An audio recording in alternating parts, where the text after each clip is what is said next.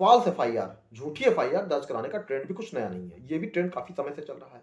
लोग अपने अवैधिक उद्देश्यों की पूर्ति के लिए, किसी के ऊपर दबाव बनाने के लिए, किसी को डराने-धमकाने के लिए या मान लीजिए अगर कोई एफआईआर दर्ज है तो उसमें समझौता करने के लिए झूठी एफआईआर दर्ज कराते रहते हैं। अब एफआईआर सीधे चाहे पुलिस थाने पर दर्ज हो जाए, नहीं तो 156 सीआरपीसी में प्रार्थना पत्र देके दर्ज करवा देते हैं कि कैसे भी करके एफआईआर दर्ज हो जाए।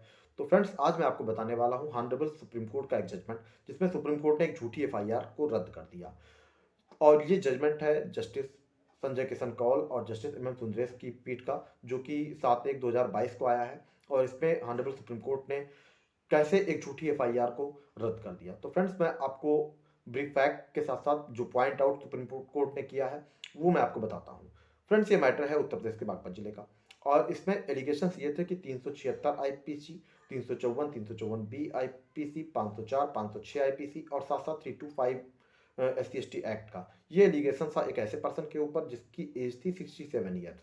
और जिस दिन प्लेस ऑफ ऑकरेंस मतलब घटनास्थल जहां दिखाया गया और जिस दिन मतलब घटना दिखाई गई, उस दिन वह पर्सन मौजूद था सीजीएम कोर्ट में। मतलब प्लेस ऑफ ऑकरेंस पे वो पर्सन मौजूद ही नहीं था।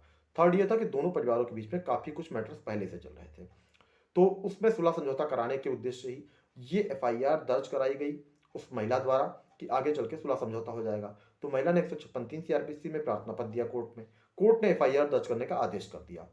और आदेश दर्ज करने के बाद जब इस व्यक्ति के विरुद्ध एफआईआर दर्ज करने का आदेश हो गया, तो इसने इलाहाबाद हाई कोर्ट में पिटीशन फाइल की कि एफआईआर जो दर्ज की गई है वो झूठी है और इसको रद्द कर दिया जाए। लेकिन इलाहाबाद हाई कोर्ट ने उस आदेश को रद्द करने से इनकार कर दिया। तो उसमें हस्तक्षेप से जब मना कर दिया कि हाँ हस्तक्षेप नहीं करेंगे, तो इन्होंने फाइल की एक अपील ऑनरेबल सुप्रीम कोर्ट में। सुप्रीम कोर्ट ने उस अपील को डिसाइड करते हुए काफ़ी कुछ उसमें पॉइंट आउट किया और ब्रीफ किया। तो उसमें सुप्रीम कोर्ट ने यह कहा कि जो पर्सन जिसके विरुद्ध ये एलिगेशन लगाए गए थे उनकी एज 67 ईयर थी। वो डिप्टी मैनेजर के पद से रिटायर हुए थे और नेशनल टेक्सटाइल लिमिटेड से वर्ष 2012 में। तो उनकी एज जिस दिन मतलब ये घटना दिखाई गई 67 ईयर थी। सेकंड ये है कि जो एलिगेशन लगाए थे गए थे वो काफ़ी गंभीर प्रकृति के थे। और थर्ड ये है कि जिस दिन ये एलिगेशंस कहा गया, जिस दिन ये घटना दर्शाई गई, उस दिन वह पर्सन सीजीएम कोर्ट में मौजूद थे।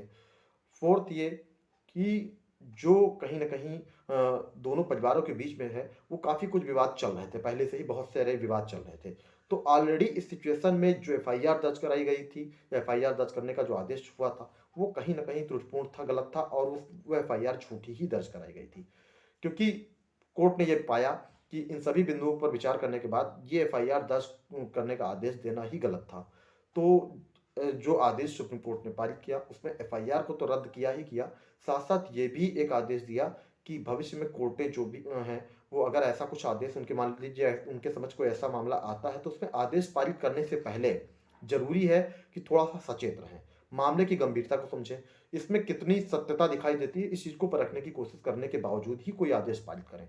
क्योंकि पता चला कि जो एफआईआर दर्ज कराई गई थी वो प्रथम दृष्टया कहीं से भी सही नहीं लग रही थी। इसीलिए ऑनरेबल सुप्रीम कोर्ट ने पॉइंट आउट किया और पॉइंट आउट करने के बाद इस एफआईआर को क्वैश कर दी और जो पर्सन थे उनको के विरुद्ध जो एलिगेशन थे उनको समाप्त कर दिया गया। तो फ्रेंड्स, ये ज़रूरी है कि मतलब झूठी एफआईआर किसी के विरुद्ध दर्ज मत करवाइए। और आप भी इस जजमेंट का हवाला लेकर अगर आपके विरुद्ध कोई मान लीजिए प्रार्थना पत्र इस तरह का दिया जाता है तो आप इस जजमेंट का हवाला दे सकते हैं। इस जजमेंट की जो भी डिटेल्स है वो मैं आपको डिस्क्रिप्शन में दे दूंगा, आप डिस्क्रिप्शन में इस जजमेंट को देख सकते हैं। डिटेल्स आप देख सकते हैं, डिटेल्स देखने के बाद आप चाहें तो ऑर्डर जजमेंट डाउनलोड कर सकते हैं। तो फ्रेंड्स, अगर वीडियो पसंद आए तो वीडियो को लाइक करें, चैनल को सब्सक्राइब करें ताकि आगे भी आपको ऐसे जेन्युइन लीगल कंटेंट देखने को मिलते रहें। Thank you.